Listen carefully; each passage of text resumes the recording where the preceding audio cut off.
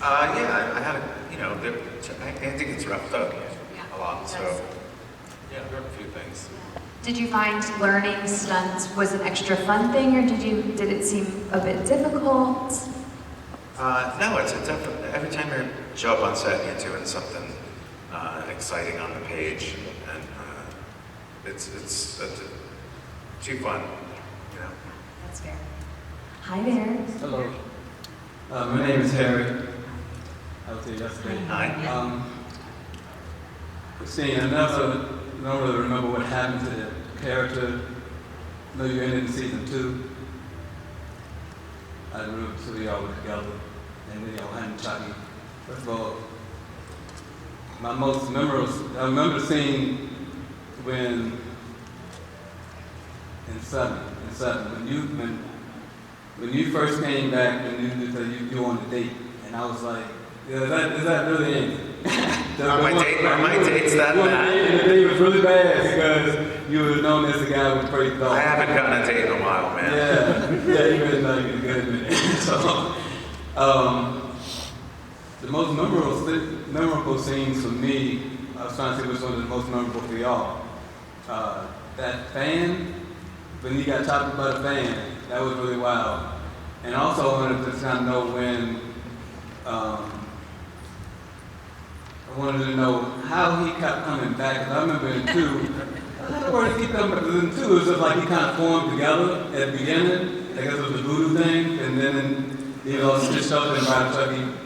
Yeah. So, He it was always so nothing the way he just does it. Because some of it's like unexplainable. He just does it. Yeah. So, the whole premise of the franchise is a little bit ridiculous that a bunch of adults can't overpower a doll. So there's a certain level of disbelief you have to suspend from the beginning. And then we've got magic involved, and you just got to go with it. I don't think there's an explanation. You have to, he always comes back. He does what he said. A true classic never does too. Yeah. We're glad Aren't you he's glad? coming back. Yeah, we're glad about it. I watched it since I was a little kid. I was like 9 years old. So when I was I was 99 and 1988. So when I saw the first one, I was about 9 or 10. That was really good. I watched all of them all the way through. Some good parenting going on there? Everybody know what else was watching. I kept watching it. Just kept on going. Well, do you want him to keep coming back, or would you like him to go away I watched forever? him watch it right. Perfect. All the way through. Yeah. Well, thank you for your question. Hi there. Hi. Lovely cosplay. Thank you. I'm Justin, or John, which is and my fiance's Mavis over there. Very cute. Yes. And so my question for everyone is, of all the kills, which one was the most like cringy, made you go, ooh? With that potato peeler business, I could not. For some reason, it really was a lot. So much. You saw it, right? Oh, I've seen it. I've seen all of it. Yeah, that potato peeler business gets me. For me, it was probably right at Chucky when Tiffany's boyfriend, when Chucky came back to life, like on his lap and rips his piercings out. I'm just like, ooh. You're on stage. That's a good one. That's cringy. Thank you. Hello. This question is for all of y'all, but what's your favorite variation of Chucky from either movie or show? For me, Muscle Down, Chucky is pretty awesome. But I'm just curious for y'all, which, again, either movie or show? Well, Buff Chucky was my Lord and Savior, so Buff Chucky would have to be my favorite. But actually, good Chucky, he was so cute. He was so sweet and so cute. I could watch him forever. I was so sad when he gave in to his dark side. I like Jack Nicholson Chucky from the first one. With the that was receding good. hairline and yeah. I definitely don't like the Colonel. He's really awful to me. Yeah, Good Chucky was really entertaining to watch. Yeah. Old Chucky's kind of fun too. It's the vulnerable Chucky, old Chucky. Old Chucky, also, again, what you see on screen is what we see, and that was amazing work by the puppeteers. Like the age spots that he had in his eyes, he looked like a mix between like Gollum and a slug or something. I don't know, it was so creepy. All right, There's thank you. so many Lots to choose from. variations of Chucky, and you mentioned earlier, Alex, that when you lit Chucky's face on fire, you really had to do it right because it was a one-take, one-shot. How many versions of Chucky on set would you say is there for a particular shoot day that they have accessibility to? Yeah, it really depends what kind of Chucky Sure. we're talking about. It makes Because sense. some Chuckies are specifically designed for a specific reason. It might just be one of them. But like when I kicked his face in and called it Chucky, that was the only one that they made. So I kind of had no choice but to get it right. When I burnt that, it was sitting right behind me when I did it. The whole room stunk up. It was yeah. Or plastics. Yeah. It was cathartic to say the least. There's always a rehearsal Chucky on set. So yeah, there's always a. He's gonna stand in. Yeah. He's the stand-in. There's always a rehearsal, and if you're working with him, you get the rehearsal doll first, often. So they'll just block the scene, and the inanimate rehearsal doll will be there standing in. Yeah, he's not always dressed properly. Maybe he has His an hair is accent. not so good. Yeah. His shirt's a little up, but do y'all remember? Oh, go ahead. It's evolved since the first movies. The puppeteers, like she mentioned, they're in either black ninja outfits or green screen outfits, and they're in frame with you often. In the first couple of movies, like we'd do a scene up here, and they'd be under the stage with cables going to them or cables going off out of frame. And so for one of the weird single-use Chuckies is the kicking Chucky, which is the one they strap to my neck when I find Joanne in the second movie, and he comes up behind me, and they strap like a backpack this doll on me, and his legs just kick. And that's all he does, is just he's kicking Chucky, yeah. So depending on what the action the doll has to do is, like the ones, some that only go this far, and there are some that just wires come out of them, so yeah. I like to think there is a warehouse of all the different types of Chuckies out there. Terrifying. Like, that's kicking Chucky, that's face melted Chucky. That's very good. There's a really great special effects house in Toronto that did all the special effects for Hannibal, and most of those things are like, they're all up at, yeah, and I had to get my fake ear made in that effects house, and all the Hannibal deaths and stuff are in this shop still. It's really cool. I had to sit there in my underwear for like 2 hours. They made a fake leg and a fake arm. Oh my goodness. While you're being surrounded by all of these Yeah, terrifying a things. bunch of masks staring at me. Yeah, exactly.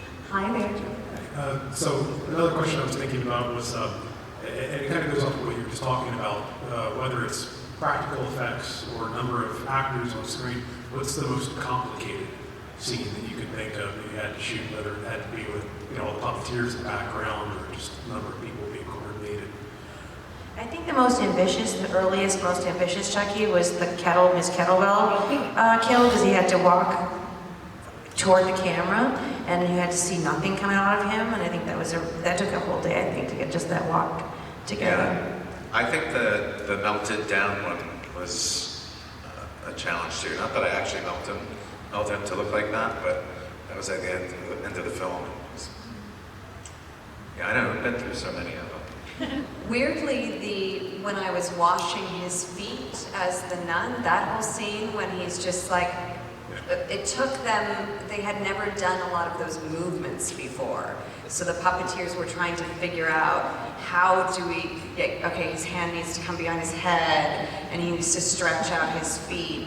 And even though that has nothing to do, there's no kill there or anything, but those movements were just new for them. So that took quite a while to figure it out. And he gave the finger to someone out the window at the end, and they were trying forever to figure out how to get they had a glove, this guy wears a glove, one of the puppeteers off camera, that animatronically controls the hand, but it wasn't quite working, so the articulation of this. So little things like that are unusual movements can take a little bit longer. Thank you. I did see the scene with melted Chucky jumping up on you as a background, I guess behind the scenes, something that popped up on YouTube.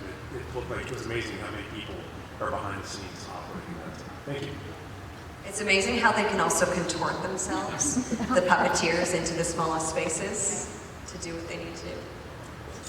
The Chucky franchise has obviously existed for decades across from a slasher, very fun movie to the serialized television show that it is today. What do you think sets Chucky apart from other horror franchises that has made it last so long and make it so fun for your fans?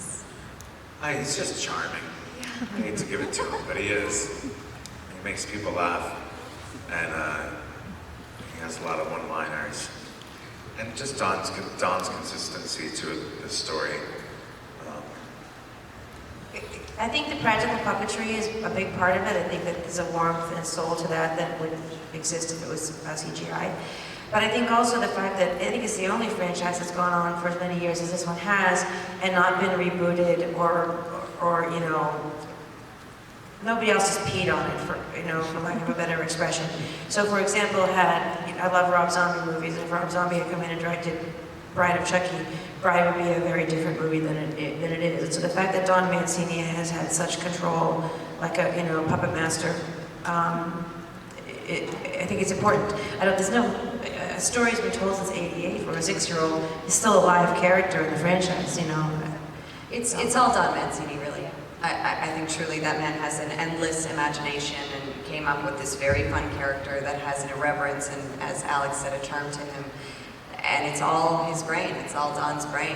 He, if you ever have the opportunity to meet him, he's a warm soul himself, and he's so passionate about horror in general. He's like an encyclopedia of film, and that passion for film really translates in that passion to storytelling that I think his imagination is why we're still watching it, for sure.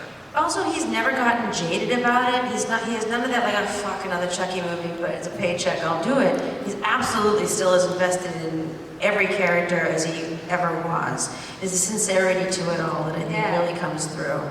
He gets giddy when he tells you about what's coming up in the kills. I remember when he called me to tell me what was going to happen with Sister Ruth, and there was just an absolute giddiness in his voice. And how can you not want to work with that? How can you not want to watch that when someone's so passionate about what they do? Well, it really shows, I'd say. Is there anything that you would like the fans of Chucky to take from the franchise beyond the scares? I know. I would like to address the fact that a lot of people complain about the comedy, and they wish I liked the first 3, but then it got to the goofy. And I remind everybody that if you don't have the comedy, you don't get Jennifer Tilly. And nobody wants a Chucky world with no Jennifer Tilly. Amen. The comedy is one of the best parts about it. So I would say people that complain about that have bad taste. In my opinion. Well, thank you all so much for joining us. Thank you guys. It was really